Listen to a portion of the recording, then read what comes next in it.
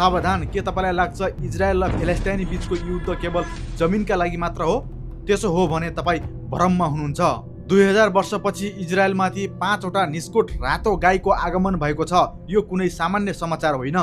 यो बाइबलको त्यो भविष्यवाणी पूरा हुने सङ्केत हो जसले तेर्सो मन्दिर निर्माण र अन्तिम दिनका घटनाक्रमका लागि आधार तयार पार्दैछ। आज म तपाईहरूलाई यस्तो आधिकारिक प्रमाणहरू देखाउनेछु जसले तपाईँको होस उडाउनेछ। भिडियोलाई अन्तिमसम्म हेर्नुहोला। बाइबल गन्ती 19 अध्यायको 2 पदमा यस्तो लेखिएको छ, परमप्रभुले दिनुभएको व्यवस्थाको एउटा विधि यही हो, निष्कोट र निष्कलङ्क कहिल्यै जुवा नपरेको एउटा रातो कोरेली तिनीहरू कहाँ ल्याउन् भनी इजरायलीहरूलाई भन, तिनीहरूले ल्याउन् भनिएको छ। यसको आधिकारिक तथ्य हेर्नुहोस्। 15 सेप्टेम्बर 2022 का दिन अमेरिकाको टेक्सासबाट 5वटा विशेष राता गाईहरू कार्गो विमान मार्फत इजरायलको बेन गुरियन विमानस्थलमा उतारियो।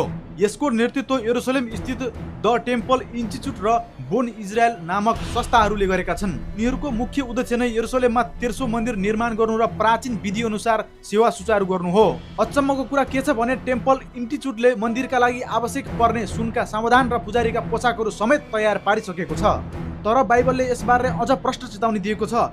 2 थेसलोनिक 2 अध्यायको 4 पदले भन्छ, त्यसले ईश्वरका लिएका सबै अथवा पूज्य वस्तुहरूको विरोध गर्छ र ती भन्दा आफैलाई उच्च तुल्याउँछ, यहाँसम्म कि आफैलाई परमेश्वर नै घोषणा गरेर परमेश्वरको मन्दिरमा त्यो बस्छ भनिएको छ।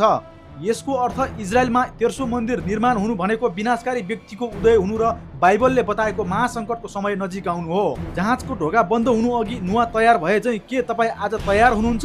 इजरायलमा भइरहेको यो तेर्सो मन्दिर निर्माण गर्ने तयारीले एउटै कुरा बताउँछ, परमेश्वरको आगमन नजिकै छ।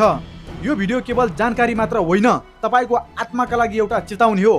के तपाईँलाई लाग्छ हामी साँच्चै अन्तिम समयमा छौँ? आफ्नो विचार कमेन्ट बक्समा लेख्नुहोस्। यो सत्यतालाई हरेक क्रिस्चियनहरूले तुरुन्तै सेयर गर्नुहोस् ताकि बाइबलमाथि परमेश्वरले गर्नुभएका भविष्यवाणीहरू कसरी पुरा हुँदैछन् संसारका मानिसहरूले पनि बुझ्न सकुन्। साथै बाइबलका सत्यतालाई सरल तरिकाबाट बुझेर सधैँ तयार रहनको लागि क्रिस्चियन ग्रुप अफ नेपाललाई फलो गर्न नभुल्नुहोला।